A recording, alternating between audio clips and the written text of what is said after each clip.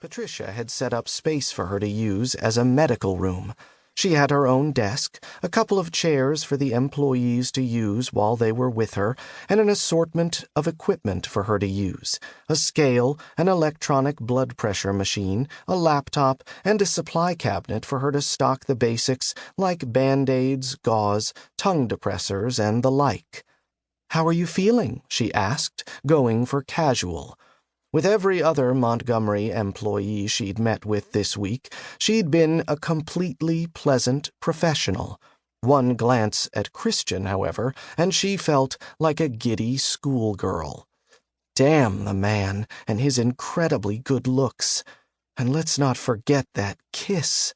Yeah, she'd been trying to pretend that kissing Christian wasn't a big deal, but it totally was. If anything, she'd been playing the scene over and over in her mind since it happened. She probably could have made herself think of something else, but ever since he had proclaimed that he was looking for her help in learning to be friends with people again, they'd been spending time together. A lot of time together. Like seeing each other every day time.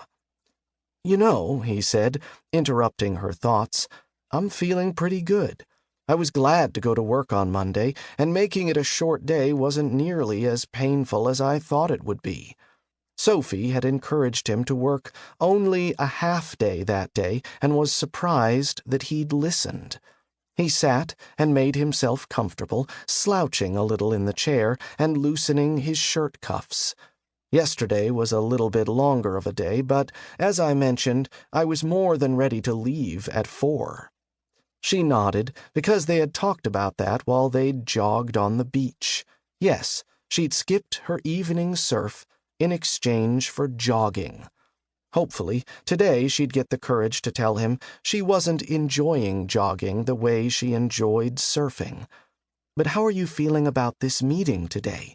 Are you anxious? Stressed? Any overall negative feelings that are causing you distress?" she asked, reaching for his wrist to take his pulse. "Nope," he responded, still smiling. "I met with Aaron this morning about how I planned on delegating the workload around here, and I feel good about it. And if everyone's as on board with taking on more work as she claims, then I have to believe they'll be able to handle it." She smiled at him. "Good for you. So what are you going to do with all of your free time?" Closing his eyes, Christian chuckled. "I haven't given it much thought. I'm not even sure how much time we're talking about. All I know is that I am determined to try to make these changes by cutting my hours." Sliding the pressure cuff up his arm, she teased, "Oh, come on. You sounded a lot more confident last night while we were jogging. You mentioned taking a vacation and going to spend some time with your brother in New Orleans. What happened to that?" With her stethoscope in place, she added, "I need you to be still and relax for a moment." Then she hit the button on the electronic machine and listened to his heartbeat. When the machine beeped a minute later, she removed her stethoscope before taking the cuff from his arm. Turning, she made a note in his chart. "That's much better than the last time I checked it for you. The last time you checked my blood pressure, we thought I was having a heart attack, so—" With a light laugh, she leaned against her desk and faced him. "I'm glad it wasn't that." "You and me both." He was still seated and was looking at Sophie with mild amusement. "What are you thinking right now?"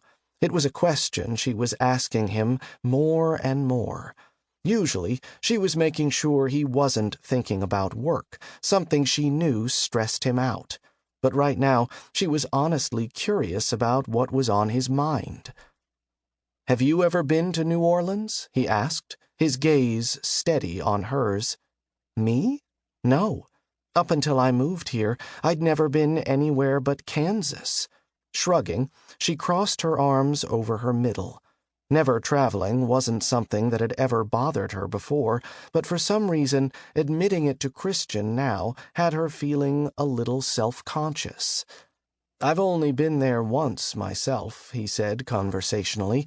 "It was for Carter's restaurant opening. I flew in, ate, and pretty much flew home. He paused.